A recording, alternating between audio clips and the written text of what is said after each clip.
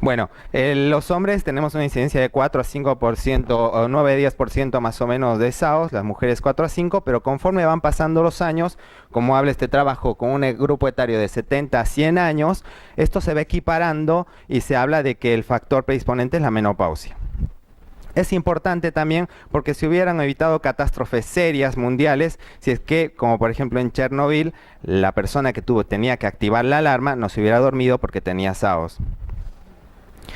Se habla de que más o menos el 14% de los adolescentes, 28% de los adolescentes, perdón, se han dormido en una clase y que en adultos el 28% reconocen que tienen somnolencia y que altera su actividad laboral.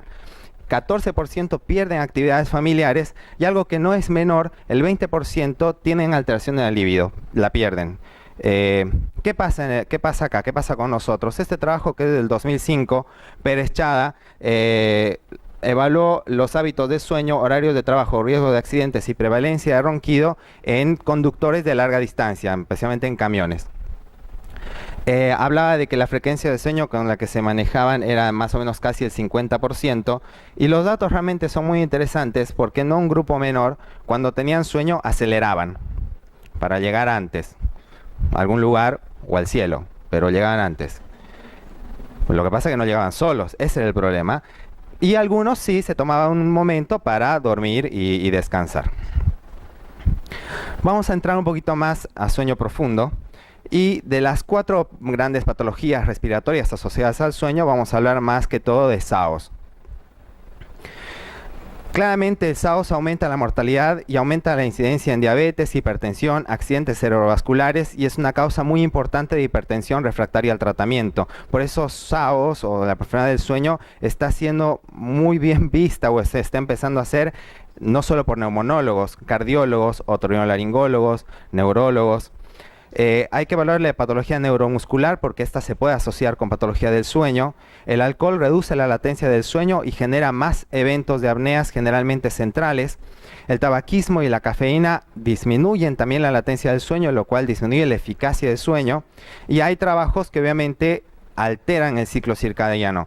Una enfermera que trabajó 30 años en el turno de la noche se jubila, y pedirle que después duerma de noche está complejo.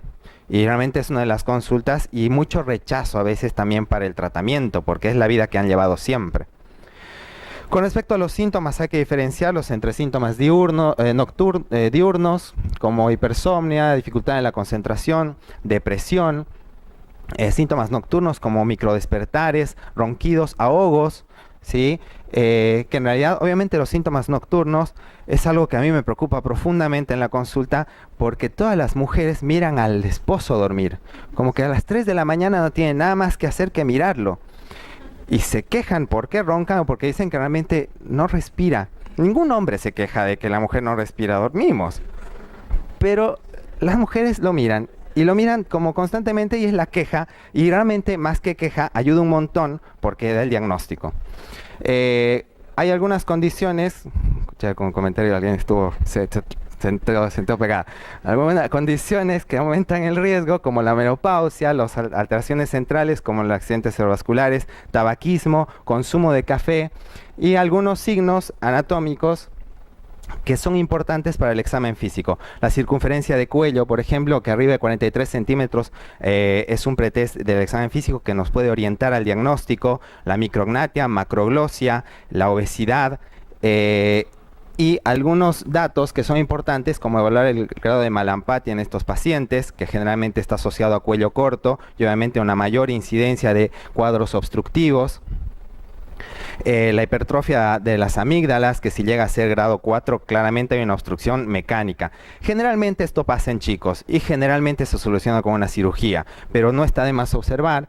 Y la escala de Friedman para ver la obstrucción también del paladar blando y el duro. Hablando del diagnóstico, es importante conocer que hay 4 diferentes escalas con diferentes validaciones. El gol estándar para el diagnóstico de patología del sueño sigue siendo la polisomnografía en un laboratorio de sueño. Pero obviamente, ahora vamos a ver pros y contras. Está un estudio muy accesible que es la poligrafía ambulatoria, que ha llegado a tener una alta especificidad y sensibilidad, especialmente en pacientes que tienen un alto pretest para SAOS. Pero hay algo que es muy importante, que es que los diferentes equipos que utilizamos, por ejemplo, nosotros en el sanatorio tenemos el ResMed, ¿sí? Tienen diferentes parámetros para determinar cómo es una apnea y cómo es una hipoapnea. Como ven, por ejemplo, este toma los diferentes minutos de una ventana de evaluación y este percentiles con respecto a los segundos, y también el descenso que tiene el flujo aéreo. ¿Qué es lo importante de esto? Que nosotros no nos podemos quedar con el informe que nos da el equipo. Eso es insuficiente. Hay que evaluar hoja por hoja, estudio por estudio, e ir quitando eventos que no nos parezcan, pero lo más probable, aumentar mucho más los eventos y llegar a un grado más importante de diagnóstico. Y aquí vamos a entrar en polémica. Vamos a un poco diferenciar si realmente qué diferencias hay entre una poligrafía y una polisonografía. Más allá de los niveles que uno toma como parámetros dentro del estudio, la polisonografía, que tiene electroencefalograma, electroculograma, electrocardiograma, sensor de movimiento de mentón, miembros inferiores, y la poligrafía, solamente sensor de flujo, sensor de movimiento tóraco-abdominal y saturómetro. Las diferencias más importantes son que la poligrafía es más barato, es más cómodo, claramente, porque al paciente se le da el equipo, se va a la casa, duerme en su cama, con su pijama, con su almohada. Obviamente es mucho más cómodo para el paciente.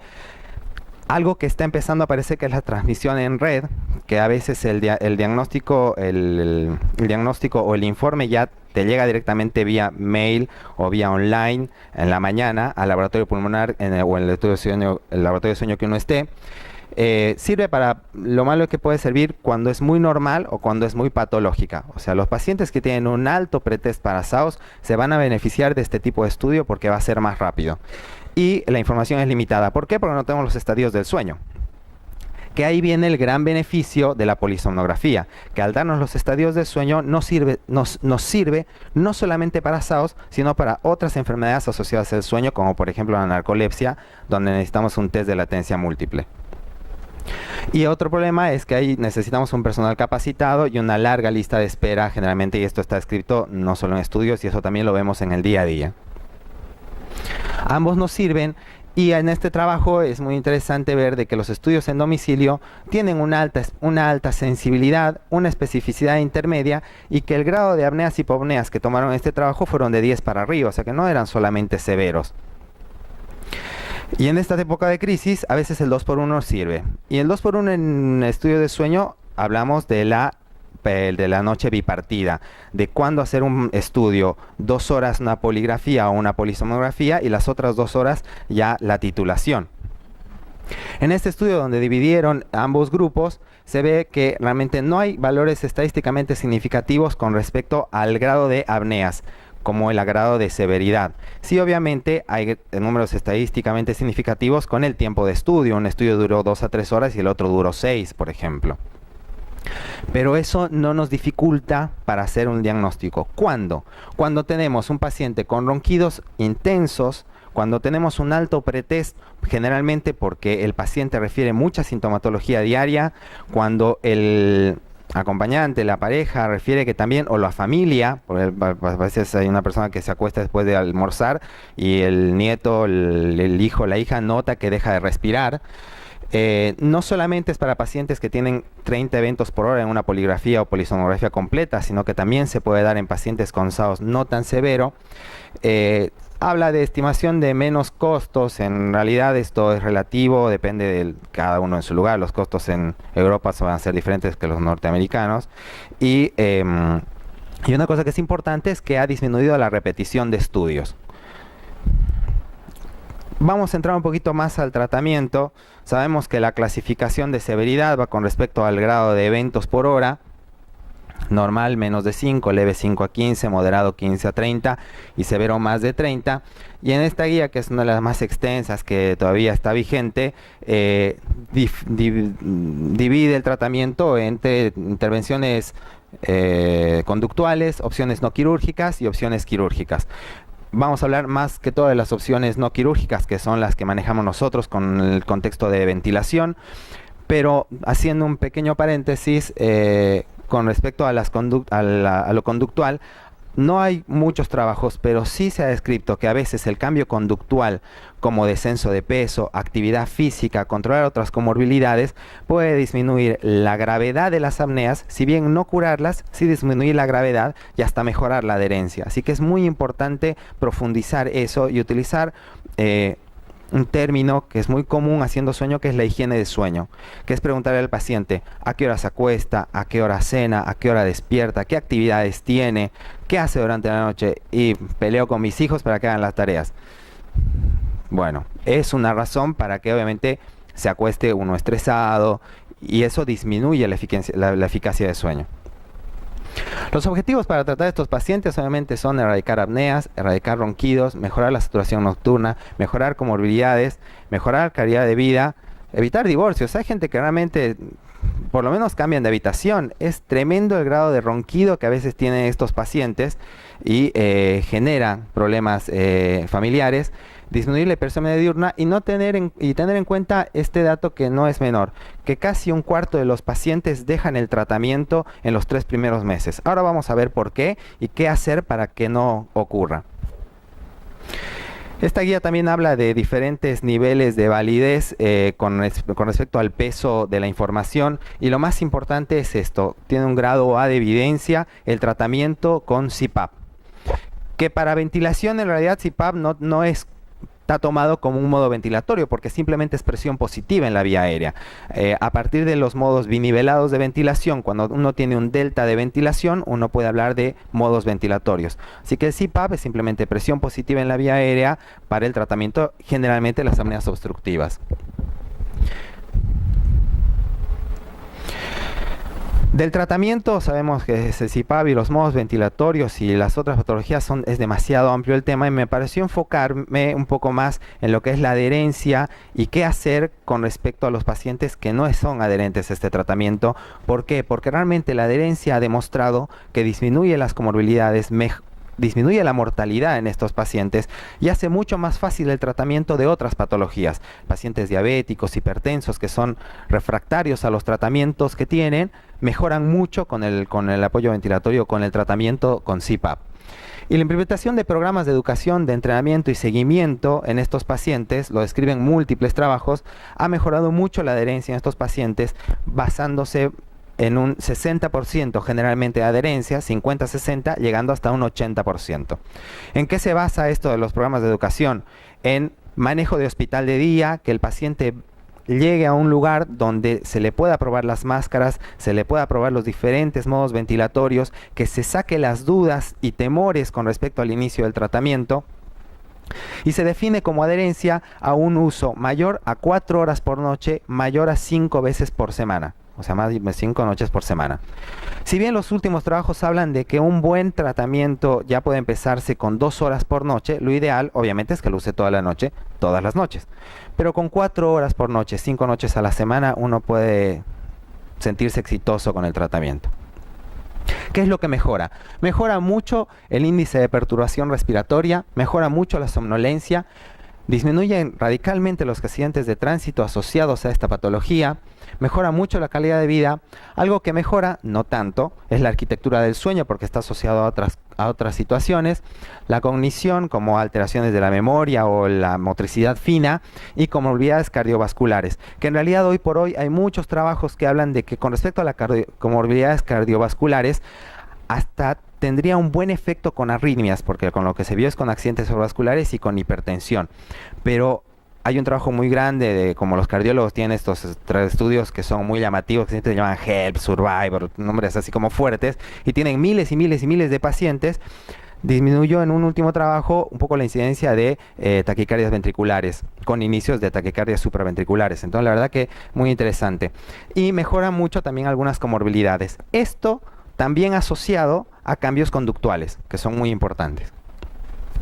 Mejora mucho la adherencia en pacientes de mayor edad, que tengan mayor clínica, porque el paciente que empieza un tratamiento el lunes, el viernes ya se siente mejor, seguro. La respuesta es muy inmediata, es muy efectiva.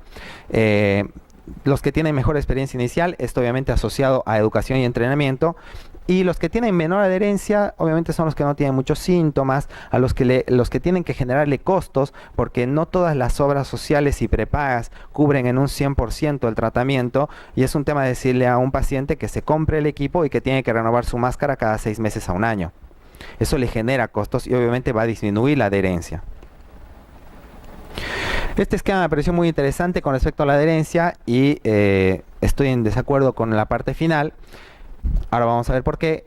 Habla de adherencia de más de 70% de noches, más de 4 horas por noche. Cuando tiene una buena adherencia, tendremos que tener obviamente este efecto en el tratamiento de disminuir los eventos por hora. Y obviamente siempre examinar la máscara. ¿Por qué? Porque el cambio de máscara se tiene que dar cada 6 meses. Lo ideal, cada 6 meses. Pero lo que habla después al final, en ambos grupos, de hacer un control más o menos a los 6 meses.